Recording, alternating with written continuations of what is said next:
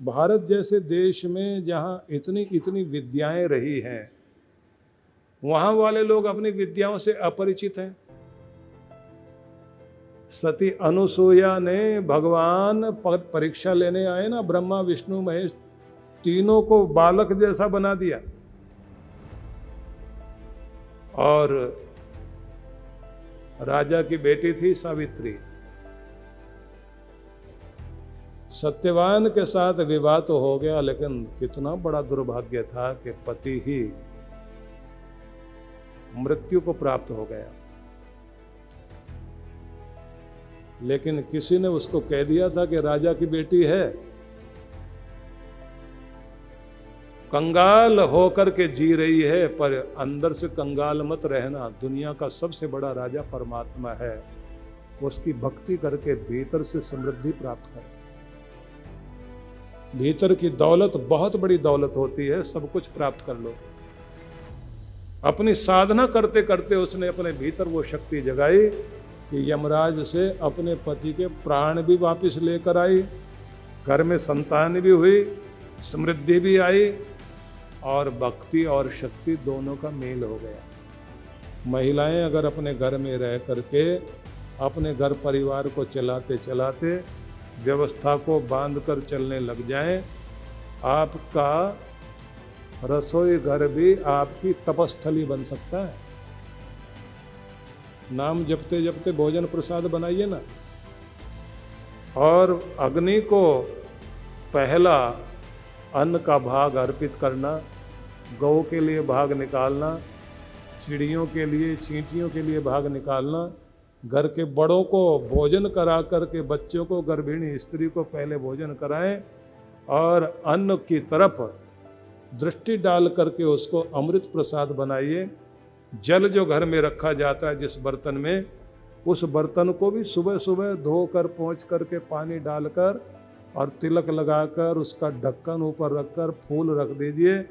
और कहा जाता है कि मंत्र में अगर आप अपना गुरु मंत्र देखते हुए जल को और उसको पाठ कर देते हैं 5 बार, तो जल की स्मरण शक्ति बहुत अद्भुत होती है। वो जल भी अमृत बन जाता है। घर में जो क्लेश होते हैं वो दूर होंगे, और घर में मंत्र जाप करके छींटे भी लगा दोगे ना, तो घर के अंदर सतयुग नहीं आएगा तो कम से कम कलयुग का प्रवेश भी नहीं होगा। करने वाले बन जाया करो। और हर दिन मत्था टेकना बड़ों को, भगवान को दंडवत करना, गुरु के चित्र के सामने बैठकर उनको स्मरण करना, गुरु को अपने हृदय में आमंत्रित करना, ये सब हर दिन करना चाहिए। करोगे तो कृपा होगी।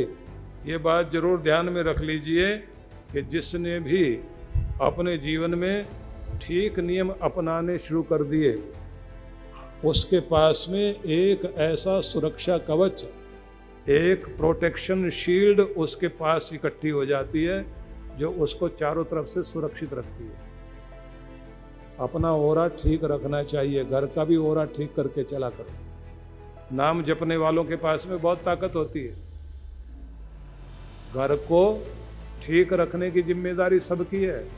सवेरे सवेरे जो जाप पाठ करते हैं आप, वो निरर्थक नहीं जाता समय। जपा हुआ नाम बहुत कल्याण करता है। नाम नाम बिन ना रहे सुनो सयाने लोग, मीरा सुत जायो नहीं और चेलो न मुंड्यो कोई। मतलब जपा हुआ नाम नाम पैदा करता है। नाम नाम बिन ना रहे, जपा हुआ नाम नाम करा करके ही रहेगा। सुनो सयाने लोग, मीरा सुत जायो नहीं, मीरा का कोई बेटा नहीं था, और चेलो न मुंड्यो कोई, चेला भी कोई नहीं बनाया, लेकिन मीरा का नाम रहती दुनिया तक जरूर रहेगा, क्योंकि उसने जिह्वा पर अपने गोविंद का नाम बसाया। तो जपा हुआ नाम कृपा करता है। जब आप मत्था टेकते हैं भगवान को जाकर, तो सुबुद्धि का आशीष मिलता है। गुरुजनों के सामने दंडवत प्रणाम करते हो तो स्वास्थ्य का, सुरक्षा का, सुबुद्धि का आशीर्वाद मिलता है। और जब आपको सुबुद्धि का आशीष मिल जाए उसका सबसे पहला फल होता है निर्णय लेने की क्षमता। जब किसी का दुर्भाग्य आता है तो सबसे पहले अक्ल हिलती है, क्योंकि भगवान किसी को डंडा लेकर मारने नहीं आते। जिसको भी सजा देना चाहते हैं उसकी अक्ल घुमा देते हैं, उल्टी अक्ल, अंतमति सो गति कहते हैं ना। लेकिन बुरे वक्त में विनाश काले विपरीत बुद्धि, जैसे बुरा समय आता है बुद्धि उल्टी हो जाती है, उल्टा काम करने लग जाता है। तो भगवान क्या करते हैं, बुद्धि हिला देते हैं। बुद्धि हिलाई, विनाश शुरू। किसी की दुर्बुद्धि हो जाए और दुर्भाग्य आ जाए जीवन में, तो किसी का दुर्भाग्य जबान पर आके बैठ जाता है। ऐसी गंदी जबान बोलता है, बदकिस्मती साथ आनी शुरू हो जाती है। सावधान रहना,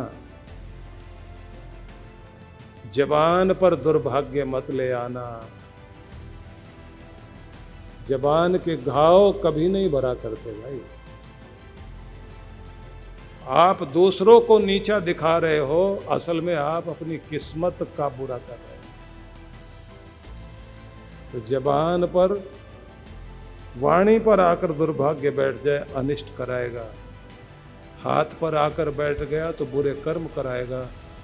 पाँव में आकर बैठ गया तो बुरी जगह लेकर जाएगा। और दृष्टि में अगर दुर्भाग्य आ गया तो गलत नज़र रखने वाले बन जाओगे। और अगर दिमाग में दुर्भाग्य आ गया तो बुद्धि हिल जाएगी, उल्टा काम कर बैठोगे और हाथ से सारा सौभाग्य जाता रहेगा।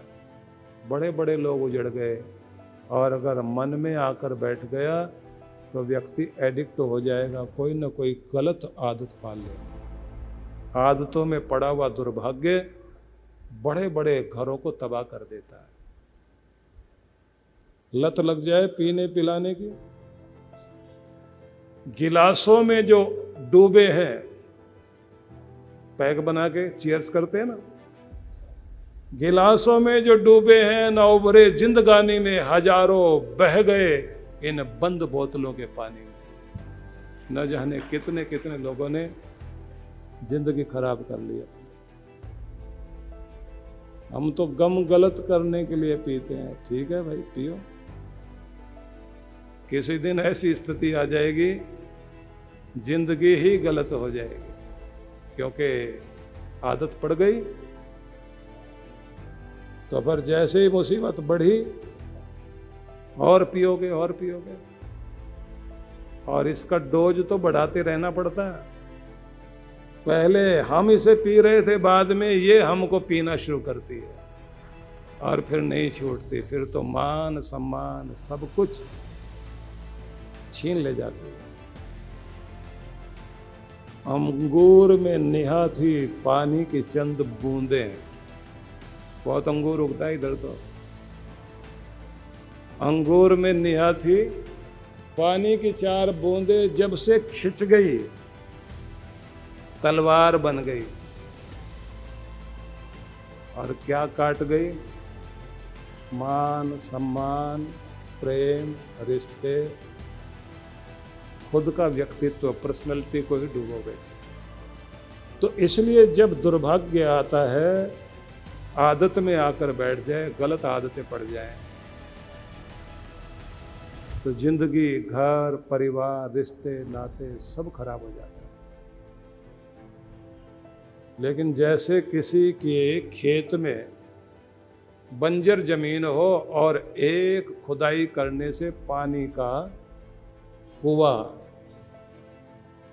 निकल आए, पानी निकल आए वहाँ, तो सारी बंजर जमीन को वो हरा भरा कर देता है। ऐसे ही कोई धार्मिक सच्चा परमात्मा का भक्त, गुरु का भक्त अगर किसी घर में हो तो पानी के कुएं की तरह पूरे कुल को हरा भरा कर देता है।